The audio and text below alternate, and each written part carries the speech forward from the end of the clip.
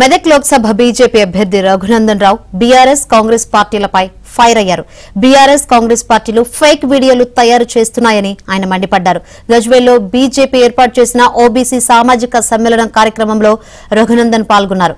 Medak BRS అభ్యర్థి వెంకట్రామిరెడ్డి రాజకీయాలకు పనికిరాడని అన్నారు. రిజర్వేషన్లపై అమిత్ షా చేసిన వ్యాఖ్యలను కాంగ్రెస్ పార్టీ ఫేక్ వీడియోగా మార్చిందని ఆగ్రహం వ్యక్తం చేశారు.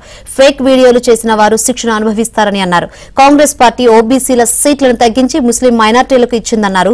ముస్లిం రిజర్వేషన్లను బీజేపీ రద్దు చేస్తుందని అన్నారు. వెంకట్రామిరెడ్డి ప్రజలను ఏ రోజు కూడా ఆదుకోలేదన్నారు. కానీ కోకాపేటలో మాత్రం 100 కోట్లతో భూములు కొన్నారని రఘునందన్ ఆరోపించారు.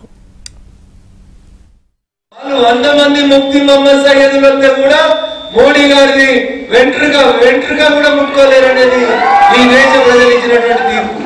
10 ఏళ్లు కలెక్టర్ ఉండి ఎప్పుడన్నా దండం పెట్టి దరఖాస్తు ఇస్తామని కలెక్టర్ ఆఫీస్ పోతే బంట్రోప్ తోటి బయటికి పంపించిన వెంకట్రామిరెడ్డి ఇవాళ వచ్చి మీ ముడ్డి కడుగుతా, మీకు స్కూల్ పెడతా, మీకు ఇంకేదో చేస్తా అని పొంగనాలు కొడుతున్నాడు.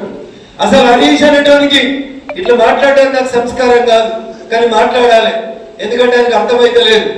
హరీష్ అనేట ఆయన 6 ఏళ్లు మంత్రి ఉన్నప్పుడు వెంకట్రామిరెడ్డి అనే సిద్దిపేట కలెక్టర్ ఒక్కరోజు కూడా హరీష్ పోనెత్తలేదు.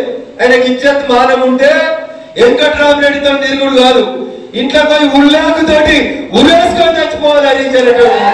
ఎవరో ఇజ్జత్ మానం ఉంటే బీసీలకి ఓబీసీలకి రావాల్సిన సీట్లను తీసుకుపోయి ముస్లిం మైనార్టీలకు ఇచ్చినటువంటి పార్టీ కాంగ్రెస్ పార్టీ ఆ రిజర్వేషన్లని భారతీయ జనతా పార్టీ రద్దు చేస్తుందని అమిత్ షా గారు చెప్తే దాన్ని ఫేక్ వీడియో తయారు చేసి, దొంగ వీడియో తయారు చేసి కాంగ్రెస్ పార్టీ ఐటీ సెల్ సాక్షాత్తు పిసిసి అధ్యక్షుడు రేవంత్ రెడ్డి నాయకత్వంలో ఊరూరు పొండి వచ్చి